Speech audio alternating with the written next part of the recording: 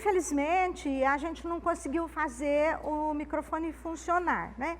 Então, eu já estou acostumada, todas as vezes que eu vou apresentar esta terapia para grupos novos, já deu, eu testei bastante na minha casa o PowerPoint, já deu tilt no PowerPoint, né? O Frank, a máquina fotográfica dele, que ele usa todos os dias na barbearia dele, não ligou, não está funcionando, né? Eu já estou acostumada com esses episódios, né? Eu trago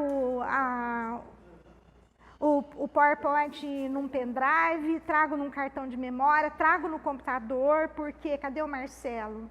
Cadê o Marcelo? O Marcelo é testemunha, ele é de Campinas, lá do Centro Dias da Cruz, onde eu antes de vir para São João, eu era trabalhadora de lá. Sumia, eu espetava o pendrive no computador para começar a aula, sumia, não tinha nada no pendrive, né? Então eu já estou acostumada. Parece que as forças da não-luz, né, é uma forma de a gente chamar os nossos irmãos equivocados, parece que eles não querem que esse conhecimento chegue em muitos lugares. É mais uma razão para a gente insistir, na minha opinião, é mais uma razão para a gente insistir, porque, na verdade, os maiores beneficiados desse conhecimento, primeiro, somos nós que trabalhamos com ele. E, em segundo lugar, são as forças da não-luz. Eles acabam sendo os maiores beneficiados, porque esta ferramenta, sobre a qual eu vou dizer a vocês hoje um pouquinho sobre ela é a única que consegue ajudá-los. Então, nós vamos começar falando algumas coisinhas sobre... Eu tenho pouco tempo, né? Eu ensino apometria em um curso que dura o ano inteiro, aos sábados.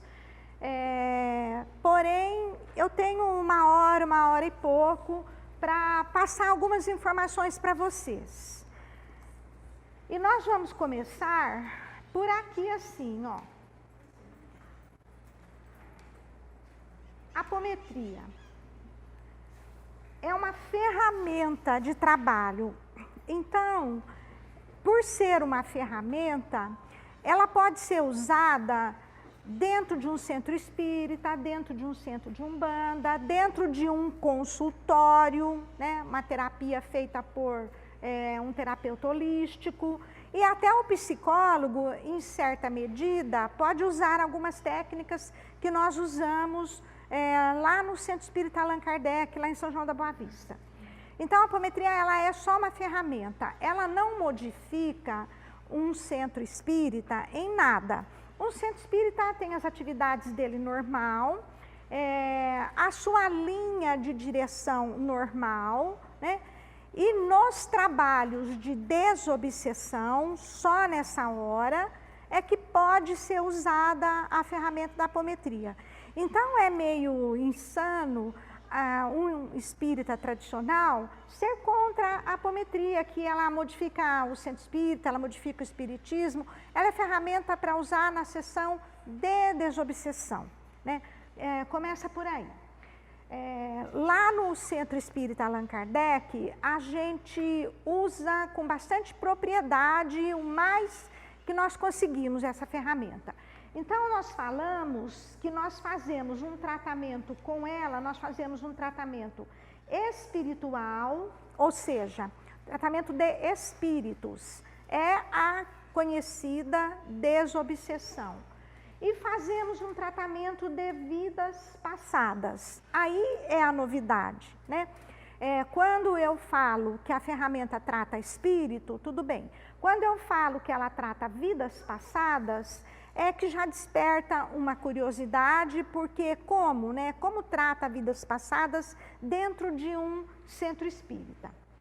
A base da ferramenta, como nós usamos aqui em São João, é Allan Kardec. Vocês devem ter notado que eu reforço bem como nós usamos aqui em São João.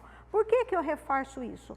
Porque se é uma ferramenta, a pessoa que está fazendo uso pode usar de várias maneiras. Então vocês encontram outros terapeutas usando a apometria de outra forma. A forma como eu vou mostrar para vocês é como nós usamos aqui em São João. O foco é o Evangelho. O foco é o Evangelho. O foco da reunião de desobsessão é o Evangelho, né? A base para dialogar com espíritos é o Evangelho, e na apometria não é diferente. Também é o Evangelho. Só que, ao invés de falar do Evangelho para o espírito ou para a vida passada incorporada em médium, ao invés de falar, nós usamos as técnicas. Gente, um número grande de espíritos que incorporam numa sessão de desobsessão foi padre em vidas passadas, foi freira, sabe? Um padre e uma freira conhecem o Evangelho. Então, usar o Evangelho, falar, discursar, usando o conteúdo do Evangelho com esses espíritos, é perda de tempo. Eles conhecem o Evangelho. Um padre, quantos anos estuda um seminário antes de chegar a ser o padre de menor escalão? O conteúdo do Evangelho, a letra, ele conhece. O que ele não faz, o que ele não fez, e por isso ele está agora necessitando se comunicar através de uma reunião mediúnica, é viver o Evangelho, né? Eu estou dizendo padre, mas serve para pastor, tá? Servem para espírita. Está cheio de espírita kardecista que sabe o Evangelho de cabo a rabo, recita o Evangelho, decora o Evangelho, mas na sua vida vive de maneira tal que demonstra para todo mundo que ele não vive aquilo que ele conhece, que ele sabe, que ele ensina. É preconceituoso, a maioria das vezes, às vezes é fofoqueiro, entre outros comportamentos, orgulhoso, vaidoso, sabe? Se ele vivesse o Evangelho, se ele vivesse na vida dele aquilo que ele ensina, ele não poderia ter essas qualidades negativas. Então, não adianta, se ele incorporar em um médium, não adianta eu conversar sobre isso com ele. Eu tenho que aplicar as técnicas para poder ajudá-lo. Porque a conversa vai se arrastar anos e aquele espírito não vai ser doutrinado. Ele vai querer ficar medindo o conhecimento que ele tem daquele assunto com o que eu tenho, querendo dizer que ele sabe mais que eu sobre o Evangelho. Aí a pergunta é, se você sabe tanto, por que você está precisando se comunicar numa reunião de desobsessão? Né? Por que você não é um mentor? Você é um espírito necessitado da caridade. Se você conhece tanto do Evangelho, né? Então é por isso que nós usamos as técnicas. A apometria trabalha bastante com diálogo junto com as técnicas. Agora, é o seguinte, o âmbito do espiritismo, quando eu falo que é feito no espiritismo, eu coloco aqui, no âmbito do espiritismo universalista. Por que eu tenho que colocar que é no âmbito do espiritismo universalista? Porque se eu ficar no espiritismo clássico, ortodoxo, só nos livros do Kardec e nas obras subsidiárias, mesmo assim, selecionados os médiuns, né, só Divaldo, só Chico, eu perco a amplitude daquilo que eu posso fazer para ajudar alguém num tratamento. Então, é por isso que a gente diz que é no âmbito do espiritismo universalista. O mentor da nossa casa, a nossa casa é uma casa espírita, né? Mas o mentor da nossa casa é um preto velho, é o pai José. Isso não transforma a nossa casa em uma casa de umbanda. Por quê? Não tem nenhum dos rituais, não tem nenhum dos procedimentos, não tem nenhuma coisa do sistema que é usado numa casa umbandista. Não estou querendo dizer com isto que a umbanda é menor ou maior, não estou querendo dizer. Eu só estou querendo dizer que é uma casa espírita universalista. Quando há necessidade durante os trabalhos de limpar o ambiente e precisa incorporar um caboclo, ele incorpora. Só não tem nenhum dos rituais da umbanda. Por quê? Porque não é necessário. A entidade não precisa disso. Ela faz o trabalho dela de limpeza e de harmonização do ambiente sem necessidade nem de vela, nem de ponto, nem de nada, né? Eu não sei se vocês estão compreendendo bem o que eu estou querendo dizer, mas, em linhas gerais, a apometria concilia as casas espíritas tradicionais e as casas de umbanda, os terreiros de umbanda. Ela trabalha com os dois ambientes em harmonia. A ferramenta possibilita que se faça isso.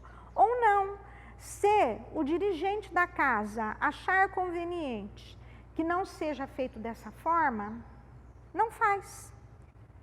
Quem perde é a casa, porque quando essas entidades auxiliam nos trabalhos, o trabalho rende muito mais e nós conseguimos muito mais ajudar a pessoa que nos pediu ajuda. Então, vamos lá. Para que a gente possa entender o uso da apometria em meio espírita, a gente tem que voltar aqui, a lembrar isso aqui, ó, os princípios do espiritismo. A apometria é aplicada sem perder de vista isso aqui. Primeiro, Deus é o criador de tudo o que existe. Essa frase é muito simples. Não, não é. Essa frase já elimina achar que existe diabo, que existe Anunnaki, ET, que ET foi o nosso criador. Pode até ter tido uma participação de extraterrestre quando começou o planeta Terra. Porém, Deus é o criador. Se vieram, estou dizendo se, não estou afirmando, se vieram, eles também são criatura. Criador é só Deus. Se Ele é o criador de tudo o que existe, não existe o mal permanente. Por quê? Porque seria uma incoerência existir uma oposição permanente a Deus. Então, o mal, e é por isso que eu chamo os nossos amigos equivocados de espíritos da não-luz, eles ainda não se iluminaram, o mal é sempre temporário. O problema é que para nós que vivemos 90 anos, 95, 100, esse temporário, quando ele demora 20, 30 anos, para nós parece eterno. No nosso tempo de vida limitado, isso parece eterno, mas não é. Eu posso caminhar pelas trevas por escolha minha, porque o livre-arbítrio foi concedido por Deus, 1, 2, 3, 4, 5, 6, 10 encarnações. Não estou falando em anos, meses, estou falando em encarnações. No momento em que eu canso de caminhar no escuro e eu escolho caminhar na luz, eu recomeço e aquilo que eu via como mal por 10, 20, 30 vidas, agora eu começo a ver como luz. Isso é o que a gente tem na cabeça quando a gente vai dialogar, conversar com aqueles espíritos que estão há muitas encarnações caminhando na luz. Esses espíritos, a gente tem um nome que a gente dá para eles para facilitar a aplicação das técnicas com eles. A gente chama esses espíritos de magos negros. Nós chamamos dessa forma. São magos negros. São magos porque são conhecedores da magia, são conhecedores de técnicas de manipulação de energia e decidiram, escolheram, há não sei quantas vidas já viveram, usar isso para o mal ou para finalidades egoísticas. Então, nós os chamamos de magos negros por isso, porque eles escolheram usar aquilo que eles sabiam, ao invés de usar para cura, para elevação, para ajudar, não é? Eles escolheram usar fora do caminho da luz. Então, nós os chamamos de magos negros. O segundo princípio, os espíritos foram criados simples e ignorantes e foram criados para evoluir. É o segundo princípio do espiritismo. O que significa isso? Significa que numa escala de estar mais ou menos ignorante, nós estamos às vezes posicionados acima de alguém que sabe menos que a gente e abaixo de alguém que sabe mais que a gente. Então, essa é uma outra coisa que a gente tem em mente quando a gente está aplicando a terapia espiritual e dialogando com espíritos ou com vidas passadas. Por quê? Porque eu posso estar tratando uma pessoa que nesta vida atual agora, nesta encarnação, é uma pessoa simples. Vamos dizer assim, é uma dona de casa, né, que mora em um sítio, na roça, né, e vive uma vida muito simples. E ela está com, ela não sabe nem o que é depressão. Ela pede uma apometria para a gente, porque ela está sentindo muita tristeza, sem motivo, não aconteceu nada na vida dela, mas ela está sentindo aquela tristeza, perdeu a vontade de viver, perdeu a alegria, tal. Ela pede uma apometria para nós, né? Ela nem escreve na ficha que é depressão. Ela escreve que é uma tristeza profunda. Ela nem foi no médico, ela não tem um diagnóstico, ela está contando o que ela sente. Aí ela conta que sente muita dor de cabeça, né? A dor de cabeça dela, se a gente faz a entrevista, a gente descobre em que momentos acontece mais frequente a dor de cabeça dela, se é de manhã, se é à tarde, se é quando ela vê alguma pessoa específica. A gente vai fazendo uma anamnese, vai conversando e vai separando para encontrar o foco da razão daquilo. Por quê? Porque a dor de cabeça frequente, sem diagnóstico, se você tem um tumor na cabeça, é a razão da tua dor de cabeça, certo? Mas se você foi no médico, você não tem nada, não tem enxaqueca, não é algo que você comeu, não é um vento forte que te deu uma gripe que está dando dor de cabeça, é uma dor de cabeça sem causa. O médico não encontra a razão dessa dor de cabeça. Para nós, é um indicativo de que essa pessoa tem vidas passadas em rebeldia com a atual encarnação, e é isto que provoca essa dor de cabeça sem causa, né? Aí, quando nós vamos aplicar as técnicas, incorpora um mago negro, uma vida passada dessa mulher, que hoje é uma pessoa simples, mas já foi em vidas anteriores, no tempo do Egito Antigo, tal, foi um sacerdote de magia negra e está descontente com a atual encarnação. Acha que alguém que foi sacerdote no Egito Antigo vai estar feliz em ser uma dona de casa num sítio? Agora, não vai, né? Então, nós precisamos ter em mente isso.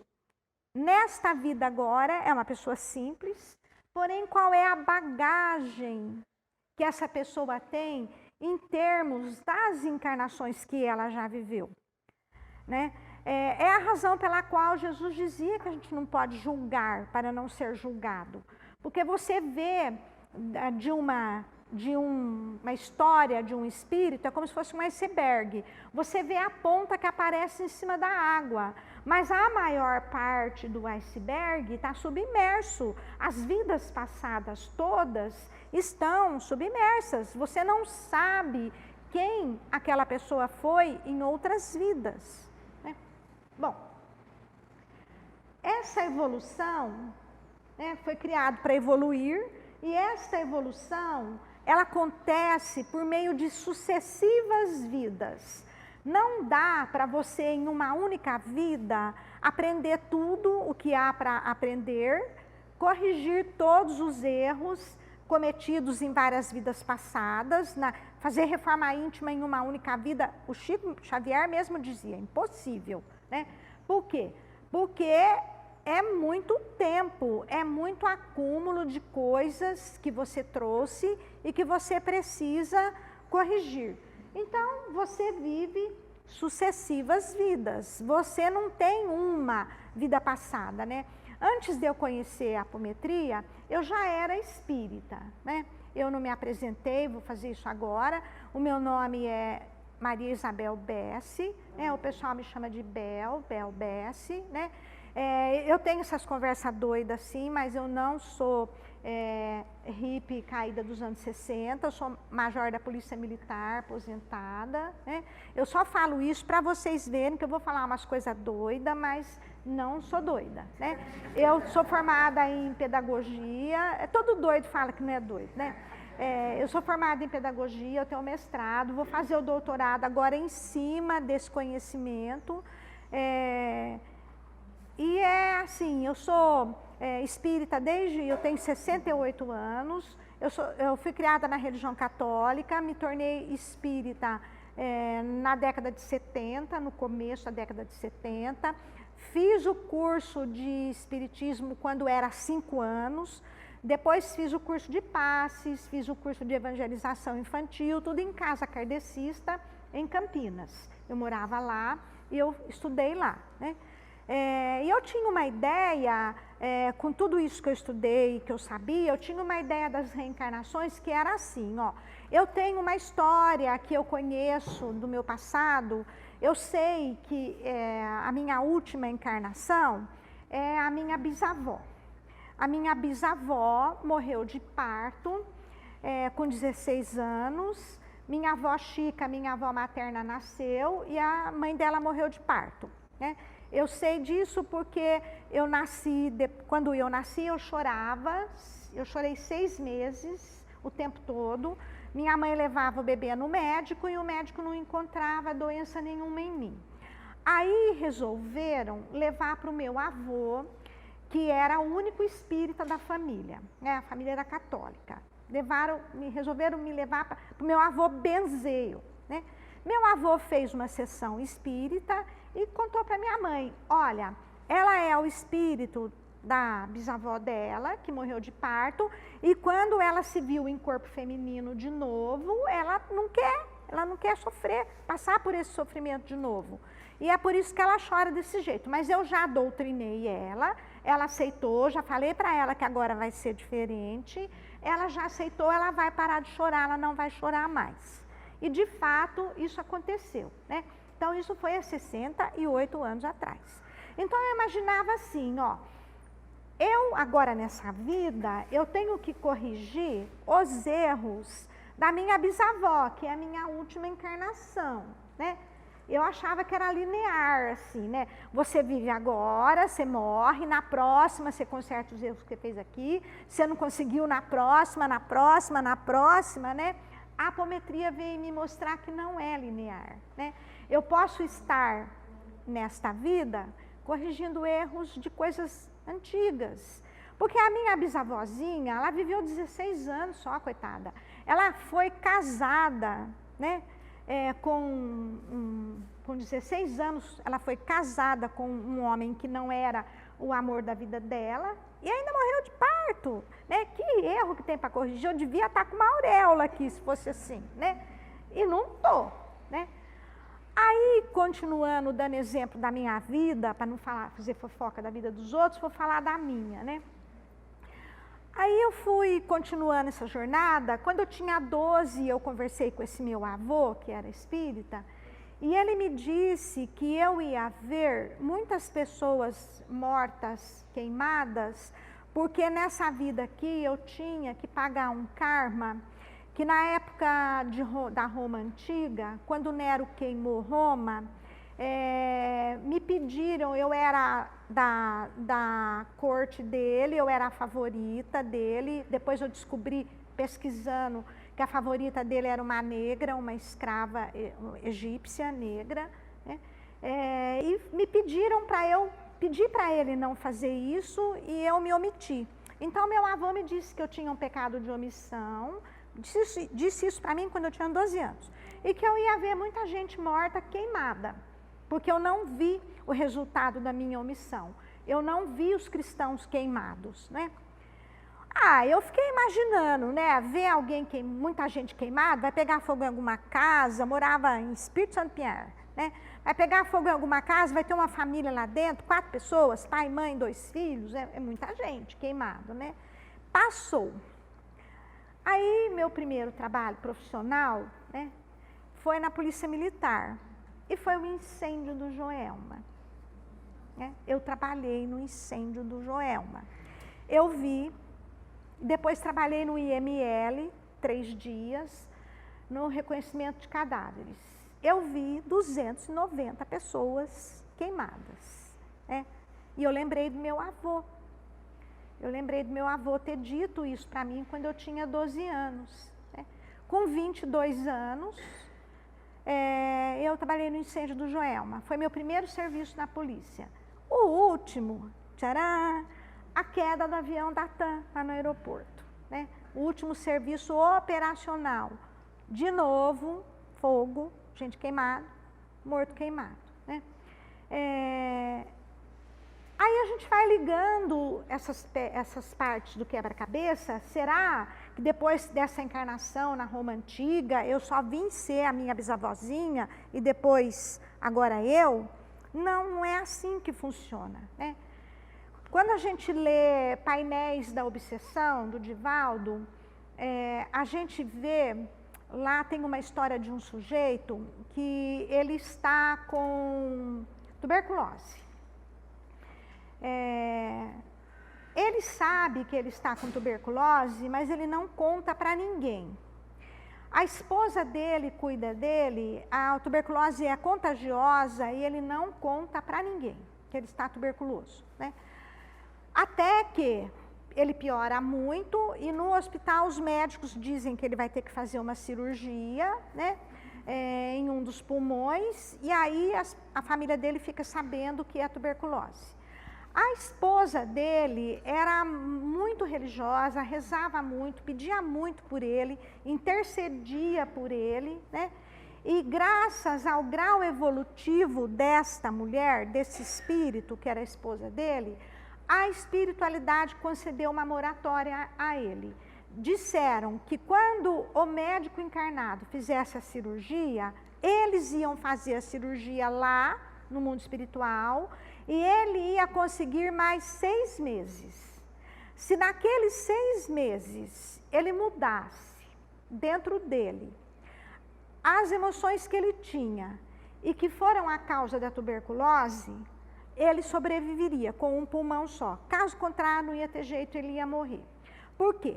Porque em 3 vidas passadas, épocas diferentes, ele era uma pessoa pobre, que queria conviver com as pessoas ricas, e para fazer isso, ele desenvolveu uma habilidade que era, usando um punhal muito fininho, ele chegava perto de alguém, espetava o pulmão da pessoa pelas costas, a pessoa definhava e morria, e assim ele oferecia os serviços dele para os ricos, para matar os desafetos dos ricos, sem que isso aparecesse, né? E aí ele era admitido em sociedade.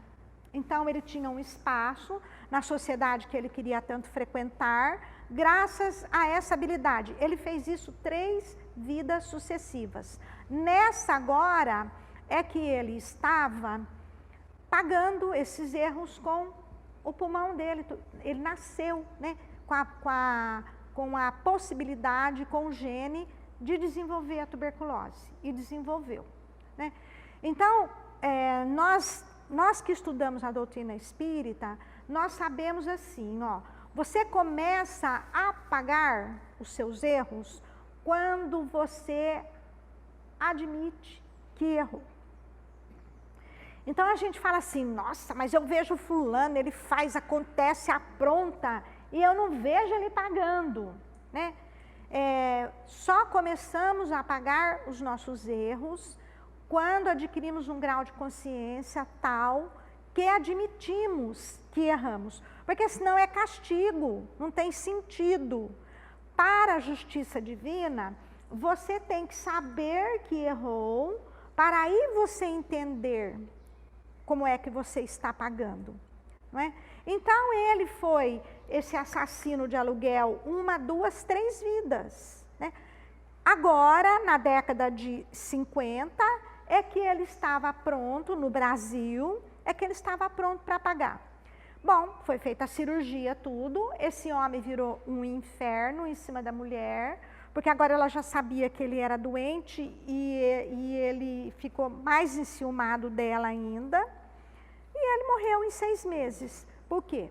Porque ele não aproveitou a moratória. Então, todo mundo que pede um tratamento de apometria precisa saber, a gente manda e-mail para quem pede à distância, e quem faz presencial, a gente avisa lá no SEAC, que precisa saber que tem algumas atitudes, alguma forma de pensar, que ele precisa modificar.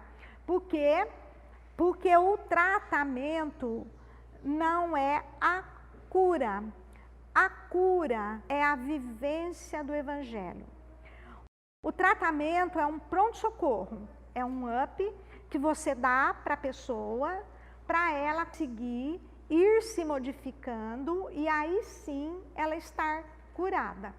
Se ela não fizer isso, ao resultado ela melhora um tempo e depois ela volta a ter problema. Por quê? Porque ela não eliminou aquilo que ela precisava, e é sempre arrogância, egoísmo, orgulho, vaidade, é sempre coisas desse tipo, né?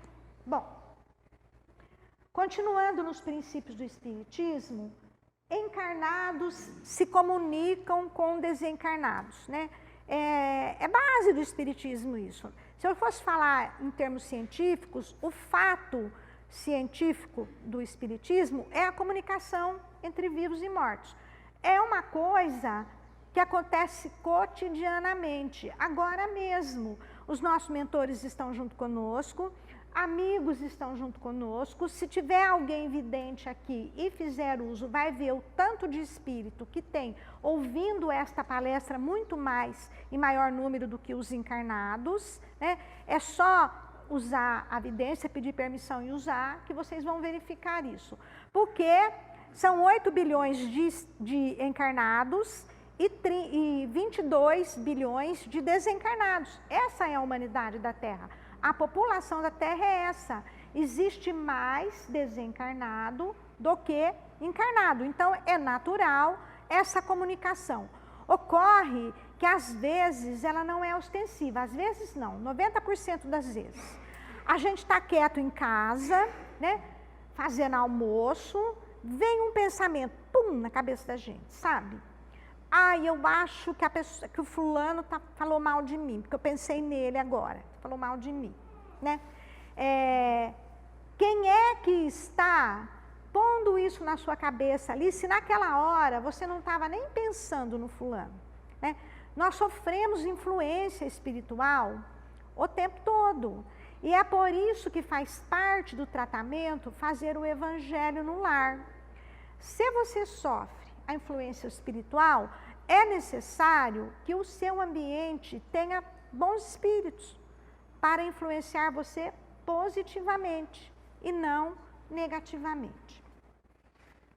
Aí nós vamos lá. O último princípio é há muitas moradas na casa do meu pai, né? O Espiritismo ensina que são muitos mundos habitados, não só mundos imateriais, como também planetas. E se o espírito foi criado para evoluir, os planetas também evoluem. A Terra já foi uma bola de fogo que foi esfriando, esfriando, a ciência conta isso para nós, não é? Aí surgiu as águas, surgiu os primeiros organismos, surgiram os vegetais, os animais, aí finalmente o homem, não é isso? Então, os planetas também evoluem. Se a humanidade encarnada não acompanhar a evolução do planeta, quando ele atingiu aquele limite que ele tem que avançar um salto, acontecem os expurgos planetários, os exílios, não é? Os expurgos. Entre nós aqui, aqueles que não estiverem preparados para habitar na nova Terra, nós chegamos agora numa fase de transformação. A Terra vai sair do estágio de mundo de expiação e provas para entrar no estágio de mundo em regeneração, né? Mundo feliz é só depois, né? Tem chão para andar ainda, né? Então, aqueles de nós, medido um a um. Aqueles de nós que não têm condições, não têm o perfil emocional para permanecer no mundo em regeneração, o que vai acontecer? Ele vai ser queimado no fogo do inferno, destruído? Não. Ele vai ser conduzido para um outro planeta que esteja no estágio onde a Terra estava e ele continua a evolução dele lá normal, né? Nessa avaliação, como se fosse um exame de fim de curso, alguns de nós vai até ganhar um diploma para ir para um mundo melhor. É individual, né? A avaliação é individual. E é por isso que se a Terra chegou no momento de evoluir para um grau avançado, profecias para todo lado dizendo que nós chegamos no final de um tempo, né? É um tempo que agora vai se modificar. Eu costumo me orientar pelas palavras de Jesus, porque profeta tem de todo jeito, né? De todo tipo. Quando eles falam alguma coisa que foge das profecias bíblicas de Daniel, né? Quando Israel voltasse, você segue ao longo da Bíblia e ao longo das palavras de Jesus acerca do final dos tempos e junta com o Apocalipse, eu tenho confiança nesse tipo de previsão. Eu sei que não é 100% exato, até porque o próprio Jesus disse que o dia nem ele sabia, só o Pai, porque você pode escolher a cada momento mudar o rumo da sua vida e a partir do momento que você escolhe mudar, você é colocado em outra estrada, né? Mas sabemos que chegou essa época. Se vai ser hoje, se vai ser 21 de dezembro, se vai ser... não sabemos, né? Sabemos que está nesta época. Os sinais, Ramatiz deixou bem explicado nos livros dele, né? Ele fala, olha, vocês vão identificar, vai ter o concurso, o homem vai enlouquecer, vai ter o concurso do umbigo mais bonito, vai ter né? Nós conseguimos superar, em termos de babaquice, o que o Ramatiz achou que ia acontecer, previu, né? Tem coisa muito pior que concurso do umbigo mais bonito, né? E essas coisas estão todas acontecendo. Sinais no céu, né? Os chamados discos voadores, enfim, é interessante ler a obra do Ramatiz, embora ele seja bastante rígido nas colocações dele, e aí a gente fica assim meio, né, não querendo ler porque a gente não consegue chegar nem 50% do que ele exige, mas é interessante conhecer o Ramatiz, escrito pelo Hercílio Mais, né? Da época do médium Hercílio Mais. E o novo agora, que é o Saviano, que está na mesma linha, né? Do Humberto Peixoto, ele já deu outra configuração e aí então não dá para, não encaixa, nem parece ser o mesmo espírito, nem parece ser o Ramatiz, né?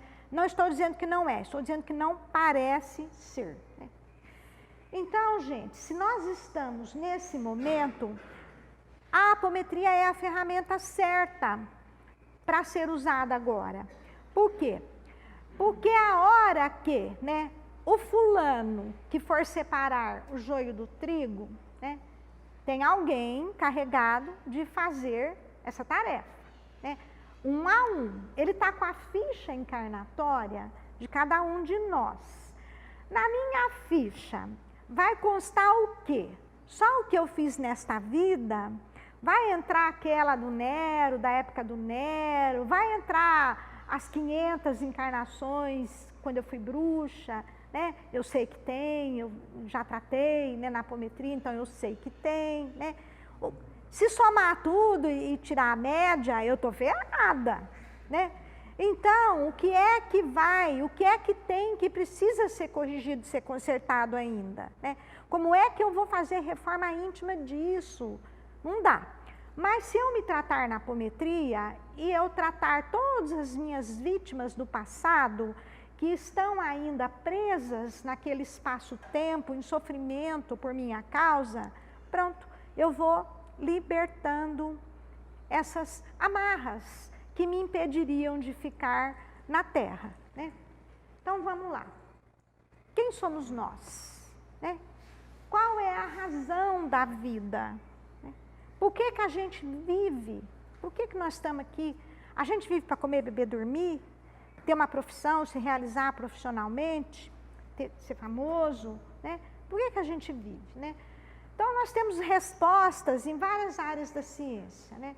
A pedagogia, ela fala assim, ó, o homem nasce, ele é um quadro em branco, ele é uma lousa em branco, né? Aí, na educação da primeira infância, a educação do pai, da mãe, da família, dos irmãos, a sociologia chama de os significativos, que são as pessoas que têm alguma significação para a criança, vão construir a educação dessa criança, vão colocar valores nessa criança, né? Quando chega na idade escolar, aí ela já vai aprender valores na escola, entre os amigos, vai crescendo, chegando na adolescência, vai se influenciando pelas amizades, ingressa no mercado de trabalho, já vai ser os valores da empresa, né? Aí, às vezes, os valores são assim, ó, os fins justificam os meios. Você quer uma promoção? Passe a perna no seu colega. Aí já começa, né? Aí chega a influência dos parceiros, namorados, e vai construindo esta personalidade, né? Bom, do ponto de vista do espiritismo, nós somos assim, né? A gente nasce uma lousa em branco, mas a gente traz um pacote aqui, ó, um kit, um pacote de vidas passadas para corrigirmos na atual encarnação. Então, não é a minha bisavó só, é a minha bisavó e mais um tanto de vidas passadas, onde eu cometi erros, que eu preciso corrigir nesta vida. Aí, por que que os médicos que fazem a programação da encarnação são chamados de engenheiros e não de médicos? Eles são chamados de engenheiros do karma, né? A gente fala assim, nossa, mas não é médico, é engenheiro. Por quê? Porque precisa de todo um programa de engenharia para achar o pai certo, a mãe certa, a cidade certa, a vizinhança certa, os entornos certos, para que eu possa, né, eu agora encontrar alguém que tenha um pacote de vidas passadas, que se desentendeu com a minha e que eu vou precisar harmonizar, sabe? Aquela pessoa assim, aquele parente meu que eu não suporto, não fez nada para mim, né? Quando eu falo eu não suporto, eu não suporto. Não fez nada para mim, mas eu não vou com a cara dele. Por quê? Porque alguém daqui do meu pacote foi vítima dele em outra vida. E essa é a razão pela qual eu não confio nele, eu acho que ele vai me sacanear, acho que ele vai aprontar comigo e tal, né? Então vejam que já mudou aquela ideia que a gente tem de, nesta vida aqui eu estou corrigindo as coisas da última vida. Não, eu já estou mostrando para vocês que a gente vem com um pacote. E aí nesse pacote aqui, a gente pode ter umas ideias assim, ó. Olha, teve uma vida passada onde eu era mentiroso, né? Isso aqui é um símbolo do nariz de mentiroso. Eu contava muita mentira e eu contei mentiras que acabaram arruinando uma pessoa. Essa pessoa se suicidou por causa disso. Então eu tenho que corrigir isso aqui. Aí eu, criança, eu já tenho essa tendência de ficar mentindo. É diferente de fantasiar, é mentira mesmo, né? Por que eu tenho essa tendência? Porque essa vida passada veio comigo. Aí tinha uma outra onde eu zombava das pessoas, fazia bullying com elas, né? Representado nesse palhaço. E prejudiquei muita gente por causa disso. Então está aqui comigo. Aqui é uma vida passada onde eu fui uma mulher da sociedade, fútil, né? Bonita, e que usei a minha beleza para destruir casamentos, separar casais. E aí eu tenho que corrigir isso aqui. Aqui eu fui uma pessoa cruel, um empresário cruel, ou um feitor de escravo, um fazendeiro cruel. E aqui um assassino. Então eu tenho esse pacote de vidas passadas, que em determinadas situações, por exemplo, eu vou lá de esportiva num jantar, né? Aí no jantar assim, cheio de gente da sociedade. Esta influência aqui vai estar mais forte em mim, no meu comportamento lá. Eu vou acabar me comportando lá naquele ambiente com essas tendências aqui. Por quê?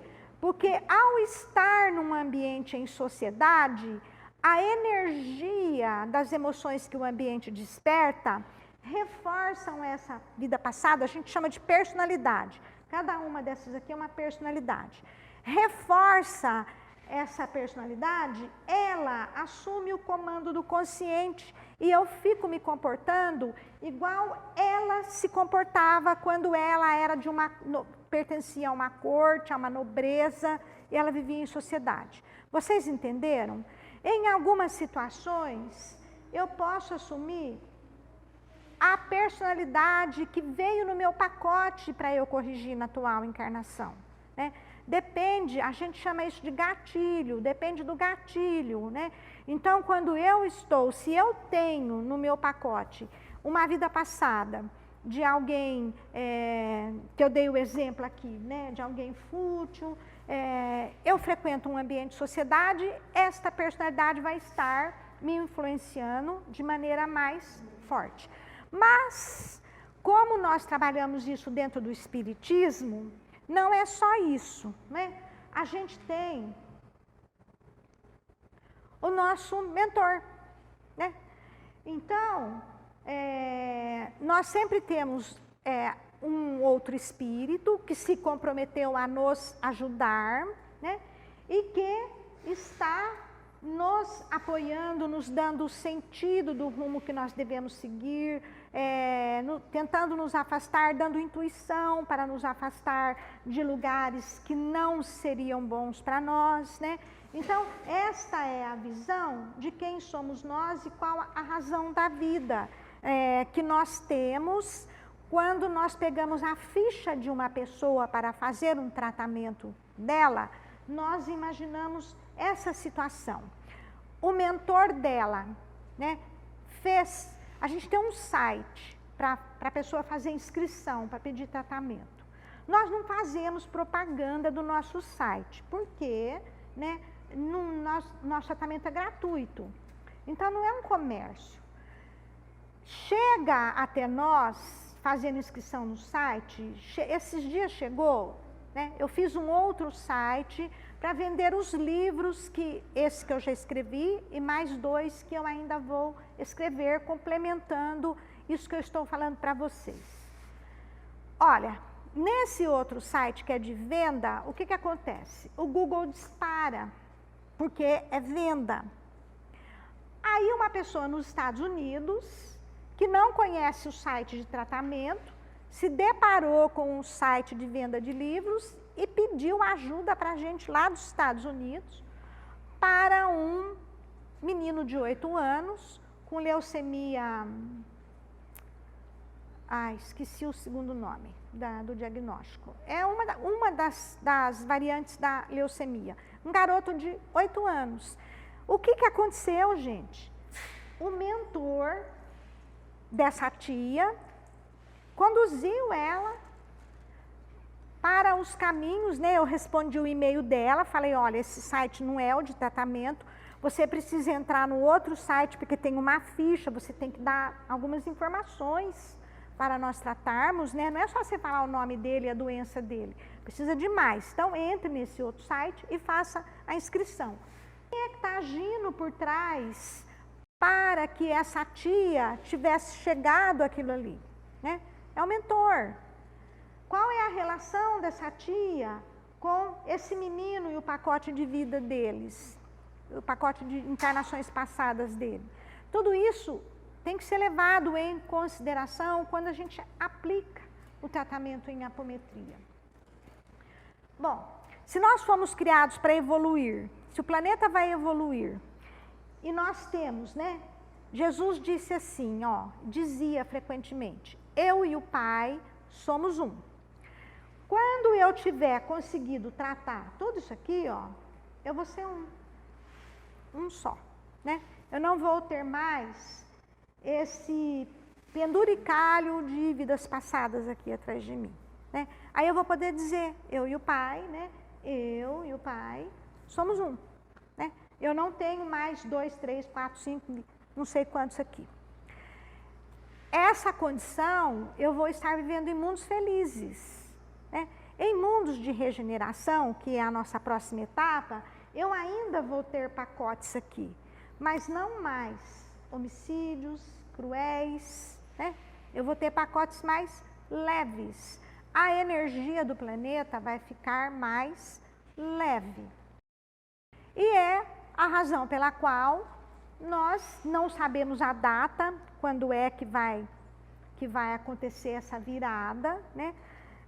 Tem esse asteroide que está vindo rumo à Terra, a NASA já botou um nome nele, né? Chama Apophis, e Apophis é o nome que no Apocalipse João dá para o destruidor, né?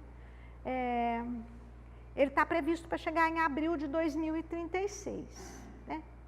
Nós temos 17 anos, né, para acelerarmos um trabalho de tratamento para permanecermos na Terra. Temos um outro número interessante. Só 1/3 da humanidade vai ficar, né? A Bíblia fala se salvar. Se salvar é ficar no mundo em regeneração. Então, são elementos para pensarmos, né?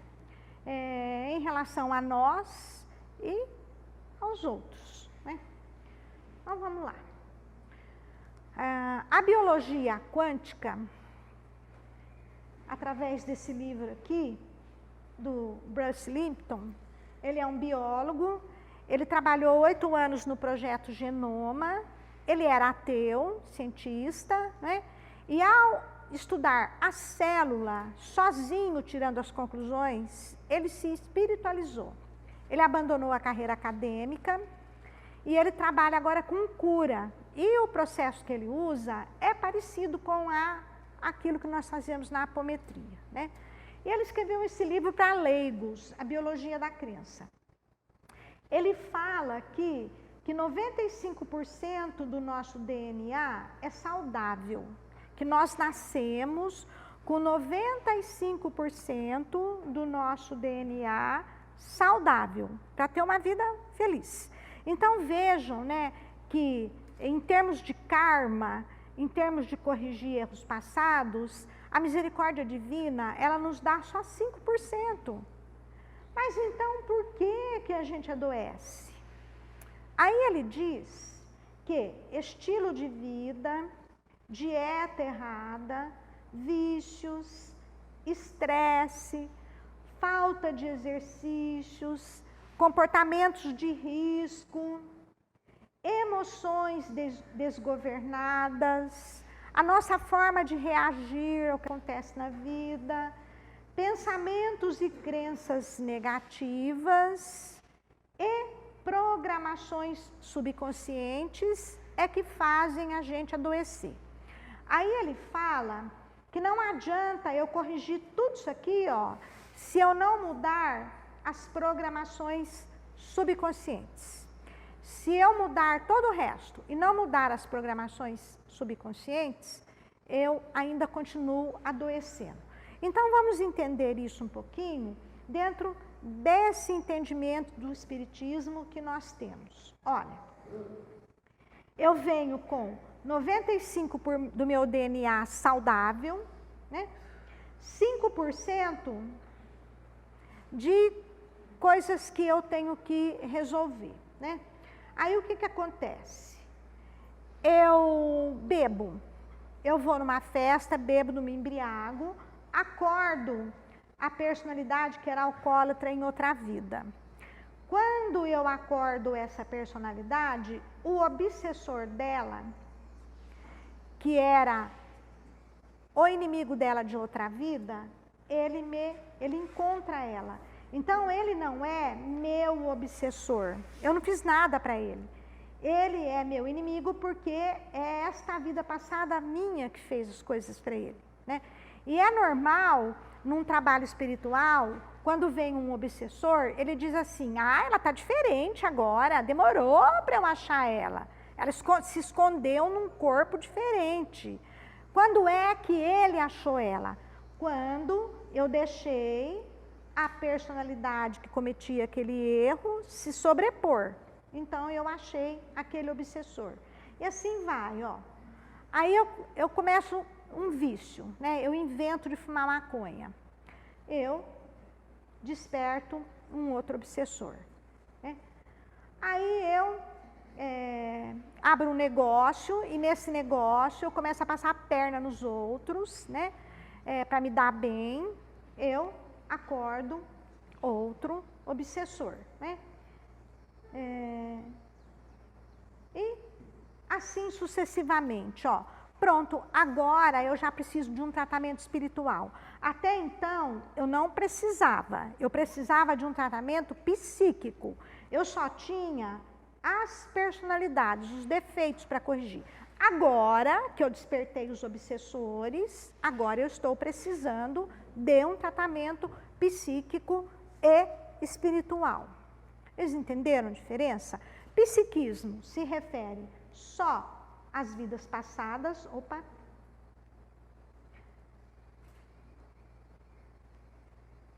Psiquismo se refere só às vidas passadas e espiritual se refere aos obsessores. Aí, ó, dentro desse conjunto aqui, se tiver algum desses, nem precisa ser uma pessoa de fora, isso aqui está tudo dentro de mim, minhas vidas passadas e os obsessores dela. Se tiver um aqui com muita raiva, ele contrata um mago negro para fazer mal para mim, porque ele não sabe o que fazer. Então, eu arranjo ainda por cima um mago negro. Então, o que você vê aqui nessa figura? Ó? Quem está ligado por cordão, tá vendo o cordão? As cordinhas? Quem está ligado por cordão é a minha vida passada. O que é o cordão? É o cordão fluídico, é o cordão de prata que liga o espírito em um corpo físico, é um encarnado. Os obsessores não têm cordão, ó. Não tem cordão. Por quê? Porque eles não estão encarnados, estão desencarnados. O mago negro também não tem. E por que ele está do lado de cá? Porque ele não tem nada a ver comigo, nem nada a ver com nenhuma vida passada minha. Fizeram bruxaria, foram procurar um lugar para fazer uma macumba e ele está ali por isso, porque pagaram para ele fazer o mal para mim, né? Então ele não pertence ao meu pacote, mas ele foi contratado, né? Então é isso que nós tratamos com a apometria, nós tratamos esse conjunto de situações, né? Usando técnicas além do diálogo, né? Então nós podemos pensar em nós como se a gente fosse um condomínio, né? Tem um síndico, que é a personalidade mais forte aqui, e tem o morador do condomínio, que é o dono, né? Às vezes, o síndico é pior que o morador. Quem já morou em lugar que tem síndico sabe disso, né? O síndico, às vezes, enche mais as paciências do que o dono do prédio, né? Tem síndico que... Esse é o nosso condomínio espiritual e psíquico. A medicina está começando a falar nisso já, né? Tem um psiquiatra, tem um artigo de um psiquiatra lá do Hospital das Clínicas, ele chama de condomínio e ele chama os outros moradores do condomínio, ele chama de variações, porque ele não pode chamar de vidas passadas, não cabe dentro da ciência, então ele chama de variações do psiquismo, né? E fala que tem um condomínio e que tem um síndico. Se vocês quiserem ver isso, como é que isso atua, assistam o filme Síbio. Esse filme é feito com base num acontecimento real, com uma moça, foi documentado pela psiquiatra que cuidou dela, aí foi escrito um livro que chama Síbio, contando a história dela. Ela tinha 16 personalidades, né? E desse livro foi feito o filme. Aí vocês vão ver, vocês vão perceber quem é o síndico daquele conjunto de gente. É bem interessante, chama Síbio, né? Bom, agora vocês imaginam, ó, pai, né? Mãe, irmão, irmã, morando na mesma casa, né? Conseguiram entender o tamanho da encrenca, né? Por que filho não combina com a mãe, não combina com o pai, não combina com não sei quem, e toda hora bagunça tudo, não é? E gera todos os problemas de relacionamento. Eu estava vendo as estatísticas, hoje eu terminei 2015, eu terminei o ano de 2015 hoje, né? Em 2015, quando nós começamos, nós tratamos 44 pessoas. A gente era só um grupo e a gente trabalhava só de sexta-feira, lá no Ismael. O seu Ângelo e a dona Angelina cederam uma sala lá para nós, até a gente conseguir um espaço, né? Então, era pouco atendimento. A gente atendeu 44 pessoas só, né? Aí varia, assim, as queixas, né? Pânico, dor na perna, dor não sei na onde e tal. As porcentagens são diferentes. 100% relacionamentos, né? Então, todo mundo tem vários problemas, mas problema de relacionamento todo mundo tem, né? Essa é a situação que quando a gente está dialogando com... Vamos supor que incorporou... Eu estou tratando esta pessoa aqui, é uma mãe de família, ela conta que ela está com dificuldade com a filha, eu estou tratando ela, né? Incorpora essa vida passada aqui dela, ó, que fala que foi inimiga dessa vida passada da mãe. Odeia a mãe, mas na verdade é essa, odiando essa, né? Então eu sei que tem, né? Eu sei que tem discussão, eu tenho que essa aqui tem que se harmonizar com essa, para que depois essa mãe se harmonize com essa filha, quando conseguiu resolver essa pendência do passado, né? Se a gente encontra o foco, é rápido, né? Aí vou dar um outro exemplo para vocês. Uma senhora nos pediu para fazer uma apometria para o filho dela, né? que a sogra dele tinha feito macumba para ele não se separar da esposa dele. Ó, ele já é casado. Não é que ela fez uma macumba para fazer ele casar, já é casado. Fez uma macumba para ele não separar. Olha, eu tenho um filho casado. Se meu filho tiver mal no casamento, brigando com a minha nora, eu tenho 2 netinhos. Eu vou rezar muito para ele não separar. Tenho 2 netinhos, um de 7 anos, um de 4 anos. Eu não quero que ele se separe. Mesmo que eu não, se eu tiver problema com a minha nora, não tenho, mas se eu tivesse, eu ainda quero meu filho casado com a minha nora. Por que que esta mãe está reclamando se a macumba é para harmonizar o casamento, né? Aí a gente vai tratar, a gente descobre, né? Esse é o filho, essa é a mãe. Em vidas passadas, 4 vidas passadas, eles foram marido e mulher. Então, para ela, não vai ter uma nora boa nessa vida, porque ela vai receber as influências das vidas passadas, que ele é dela, ele é o par dela. Nenhuma mulher serve, né? Então, ao invés de tratar aquilo que ela pediu, nós tratamos ela, para ela entender que nesta vida, ele não é o marido dela, ele é filho, né? Ele foi em vidas passadas. Aí a gente limpa, corta laços, né? Modifica amor, né? Tem amor de mãe, amor de pai, amor de marido, amor de mulher. Modifica o tônus do amor para deixar de ser o amor romântico, sensual, para ser amor de mãe e filho, né? Porque, na verdade, ela está pedindo um tratamento, mas quem está precisando é ela, né? A hora que a gente lê a ficha, a gente não sabe.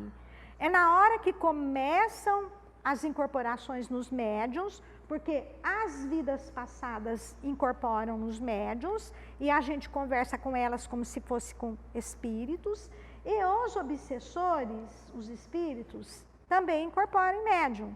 Por isso que, né, o trabalho tem 3, 4 médiuns, incorpora tudo de uma vez.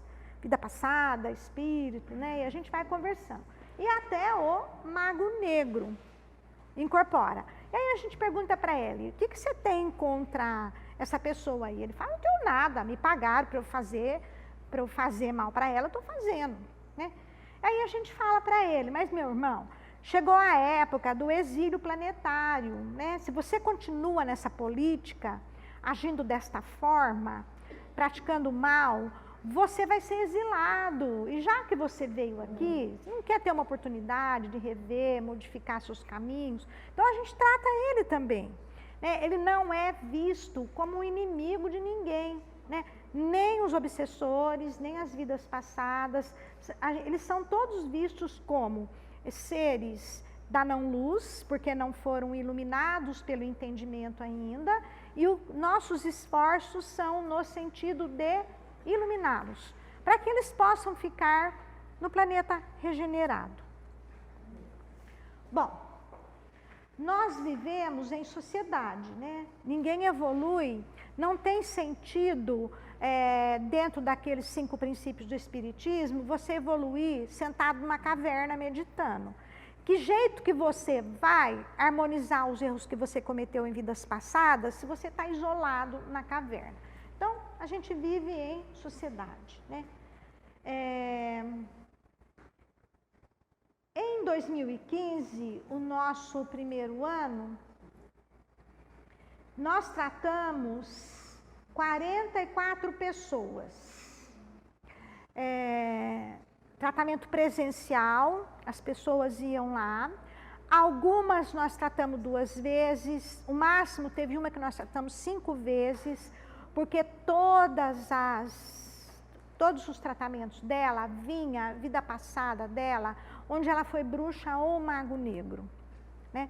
Então, essa moça, ela estava na seguinte situação, ela era jovem, recém-casada, ela estava com depressão bem grande, síndrome do pânico, ela precisava trabalhar, mas ela começava a trabalhar, ela arrumava emprego, ela começava a trabalhar, não dava 2 meses, aquela síndrome do pânico, aquela depressão, ela se trancava em casa e não saía. Né? Então, nós, durante o ano de 2015, nós atendemos ela 5 vezes. Hoje, ela trabalha normalmente. A gente corrigiu todo o bloco dela? Não. Mas o suficiente para ela levar uma vida normal. Hoje, ela trabalha normalmente. O pânico que ela sentia, ela não sente mais, a não ser em situações onde realmente está armando uma tempestade, a pessoa sente um medo e tal, né? Mas aquele pânico sem causa, ela não sente mais. A depressão, também não. Né? Tratamos uma outra moça... Esse não foi nós aqui em São João que tratamos, porque nós estávamos começando e só eu que tinha experiência e habilidade. Os meus companheiros estavam aprendendo, né? Foi gente muito corajosa que acabou de fazer o curso, a gente já formou um grupo e a gente já começou a trabalhar, né? Ninguém sabia, todo mundo só tinha teoria, ninguém viu um estágio na vida, porque vai estagiar onde? Não tinha apometria em São João, né? E essa gente muito corajosa, talvez não tenha tido as habilidades necessárias nesse primeiro ano, por isso nós chegamos nesse número que não bate com os números que nós temos agora. Né? Então chegou um caso para nós de uma moça ativa de suicídio, então eu pedi ajuda lá para Campinas, para o Dias da Cruz.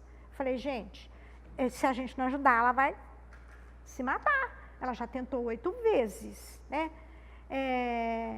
Vocês tratem ela aí, por favor, porque aqui nós estamos começando e o pessoal não sabe ainda. E nós tratamos essa moça lá, né? Foram 4 tratamentos feitos no Dias da Cruz. Quando terminou o 4º tratamento, essa moça vivia num apartamento com 2 cuidadores 24 horas. De dia tinha uma pessoa cuidando dela, à noite tinha uma pessoa cuidando dela. Porque 5 minutos que alguém não estivesse cuidando dela, ela arranjava um jeito de tentar se matar. Então ela tinha cuidadores. E ela não saía. Né?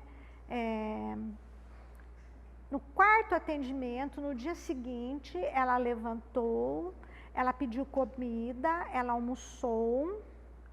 À noite ela foi no cinema e no dia seguinte ela foi trabalhar, porque ela tem um trabalho aqui, e ela foi trabalhar e ela está trabalhando até hoje. Né? Não podemos dizer, por isso a gente não diz o resultado do tratamento para ninguém. A gente só diz que foi tratado, né? E dá os conselhos, o que precisa ser melhorado. Porque podem surgir situações e coisas que as pessoas não conseguem suportar, né? Então, nesses casos aqui, não entra esse caso que eu citei agora, porque esse foi tratado em Campinas, né? Foram 11 problemas de relacionamento,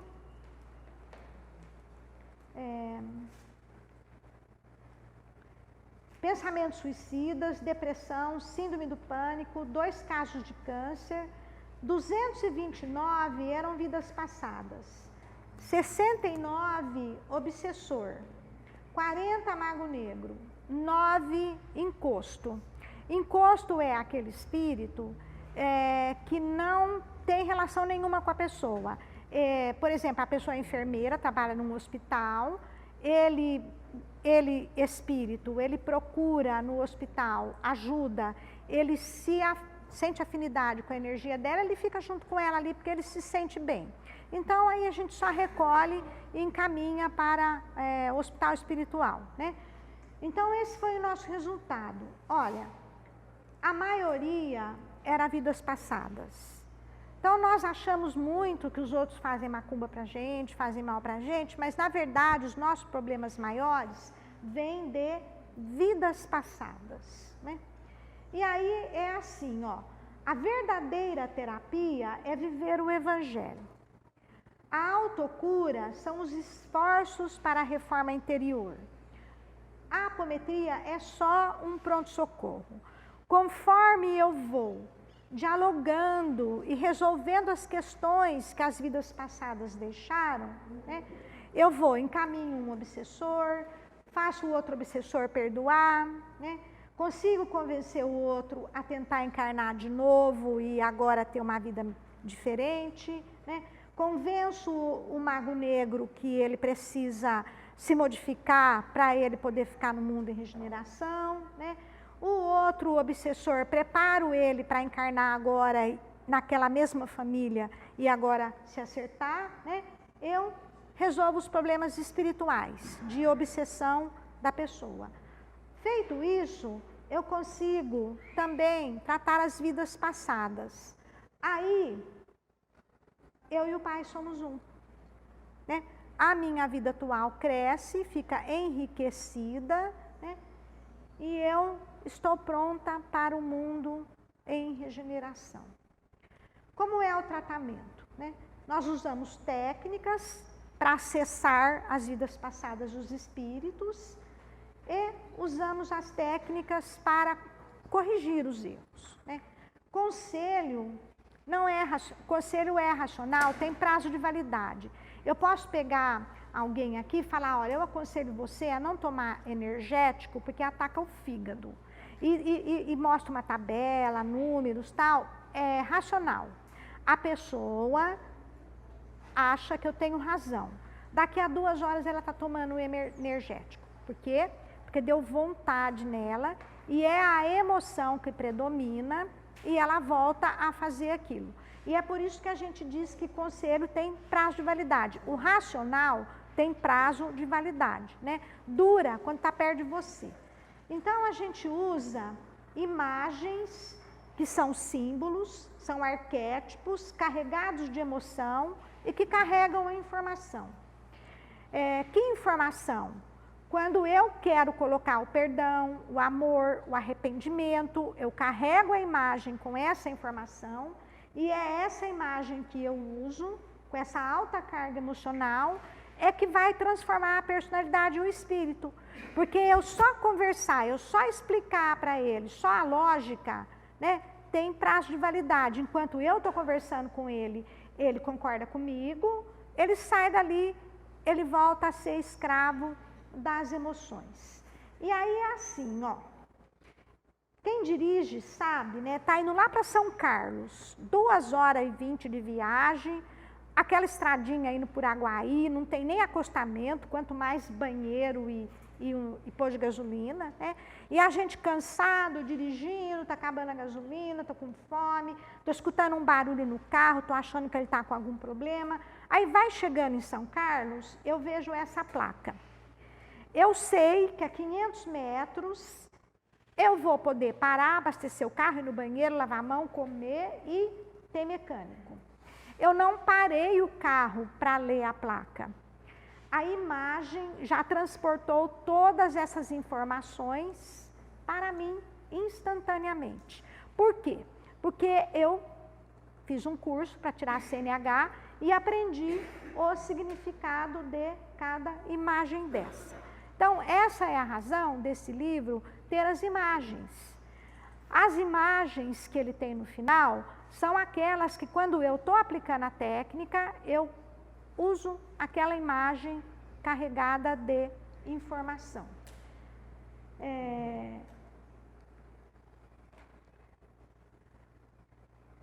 Na nossa estatística de 2015, 53% eram vidas passadas. Eu acho que a gente chegou a essa conclusão pela inabilidade de quem estava começando. Por quê? Em 2016, 2017, 2018, é 74% é vida passada. A gente conta, gente, caso a caso, a gente vai anotando num papelzinho, sabe? Então, é certeza que é vida passada. E aí, para finalizar, tem aqui o site, nesse site aqui, ó, tem uma aba escrito e-book gratuito. Esse e-book gratuito, ele tem o conteúdo que eu dou como apostila no curso de apometria. é o básico para você entender o que é apometria. Aí, lá na loja virtual, eu vendo esse livro, onde eu ensino a técnica usando a imagem. E depois eu vou ter um outro com a tabela das emoções e as doenças que elas provocam, que eu ainda estou terminando de escrever, né? O site para pedir tratamento é esse. O tratamento presencial, ele é feito com sessões de evangelioterapia. Depois eu vou deixar esse quadro, se alguém quiser fotografar para ter sessões de evangelioterapia, passe, reiki e 3 sessões de apometria. No tratamento à distância, eu estou fazendo uma sessão de apometria só, podendo chegar a 2, porque a fila é muito grande, né? E tem casos de tentativa de suicídio, depressão em alto grau, uso de droga, unha encravada, né? Então, a gente tem que tratar todo mundo. Às vezes, unha encravada é um chip, é uma macumba, um aparelho parasita que foi colocado na unha ali. A gente não descarta. Se a pessoa se deu um trabalho de entrar num site para pedir um tratamento e a unha encravada, o mentor dela inspirou ela a pedir aquele tratamento. A gente tem que investigar. Às vezes é unha encravada mesmo, mas não tem importância. A gente trata da mesma forma, né?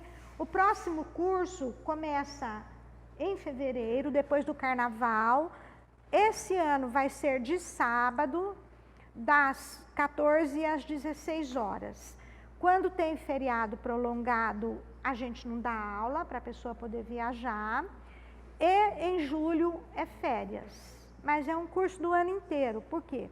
Porque a gente vai ensinando tudo isso que eu falei rapidamente para vocês, a gente vai ensinando passo a passo e dando os fundamentos. Então eu agradeço a vocês, a atenção que vocês me deram, né? Eu sei que muita gente aqui vai sair com mais pulga atrás da orelha do que na hora que entrou, mas não tem como, nesse período de tempo muito curto, eu falar mais profundamente sobre uma coisa tão complexa como é isso que vocês viram, né?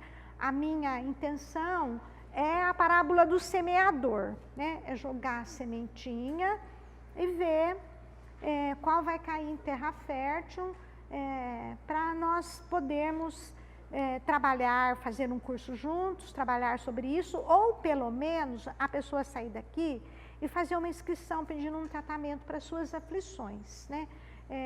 Já vai estar de bom tamanho para mim se isso acontecer, né? Eu quero agradecer a Madalena que está aqui, porque só foi possível existir apometria aqui em São João da Boa Vista por causa da dona Madalena, né? Quando eu vim para São João e eu fui bater na porta dos centros espíritas, oferecendo para ensinar apometria, eu me senti a bruxa da Inquisição e o povo acendendo a fogueira para me tacar fogo, né? Aí a Madalena, ela é respeitada no meio espírita aqui da Prata e de São João, e ela era minha vizinha. Eu morava lá no condomínio onde ela mora, ela era minha vizinha. Aí, através da Suzana, que um dia me viu com essa apostila de apometria na mão e perguntou, e ela conhecia de São Paulo, Suzana passou a mão na Madalena e lá fomos nós batendo nas portas dos centros para encontrar alguém que deixasse a gente falar isso que eu falei para vocês aqui agora, né? E a Durceli cedeu as instalações do André Luiz, eu fiz uma primeira palestra lá e um primeiro curso lá, né? Só que nesse primeiro curso que eu fiz, não tinha médiums. Como é que a gente ia começar a trabalhar se nenhum dos alunos, né? 3 dos alunos eram médium, 2 mudaram, no final do curso mudado de São João, e o terceiro era seu Ângelo, que não queria trabalhar de médium, é dirigente, né? Aí nós fizemos um segundo curso no Ismael, seu Ângelo e Dona Angelina cederam a sala para nós. Nós fizemos o segundo curso, aí tinha a médium, tinha a Silmara, a Ângela, a Fernanda, a Magali, né? E aí nós conseguimos começar a trabalhar. O nosso primeiro médium foi o Bento, e foi, né, eu precisava da demonstração daquilo que eu estava falando. Eu precisava do médium para dar uma demonstração, e não tinha. Aí o Bento ia passando, e o Bento falou, olha, eu sou médium, mas eu sou da Umbanda, tem algum problema? Falei, acho que não, né? Eu nunca tinha aplicado em médium que não fosse da mesa kardecista. Eu falei, Santo Antônio, né? O que vai rolar aqui? Mas eu confio na espiritualidade, né? Vamos ver, né?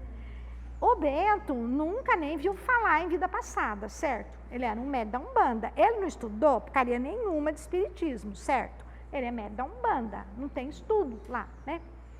Ele suava assim, ó, pois ele deu o recado direitinho, ou seja, quando incorpora, a gente precisa saber se é vida passada, a gente testa para ver se tem o cordão fluídico saindo da nuca aqui. O Bento até suava, mas ele viu o cordão fluídico. Então, gente, qual é a prova disso? Que funciona, porque se eu pego qualquer médium que está passando, que não fez o curso, não está fazendo, depois ele fez no ano seguinte, e dá certo, funciona, não é? E aí várias coisas aconteceram aqui em São João, diferente de tudo que eu tinha feito até então na vida, que eu dou aula desde 2009 de apometria. Trabalho com apometria desde 2006, né? Aqui em São João aconteceu diferente, um monte de coisa. Possibilitou chegar nessa plataforma que a gente tem agora, que a gente consegue tratar 5 pessoas em um trabalho, porque é focado, sabe? É focado.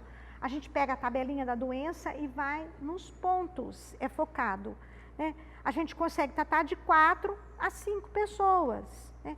Então, tudo foi, né, os obstáculos do caminho, eles, na verdade, eles eram novas possibilidades para novas coisas. Aí saiu esse livro, aí vai sair os outros 2 livros, que foi o mentor da casa disse que eu ia escrever 3, não é? Então, é isso. Eu agradeço a todos, agradeço a Madalena do fundo do meu coração, Madalena e a Suzana, não é? E tantas outras pessoas. Lá no SEAC, onde era o cartório eleitoral, isso, será lá, aos sábados, das 2 às 4 horas. Obrigada.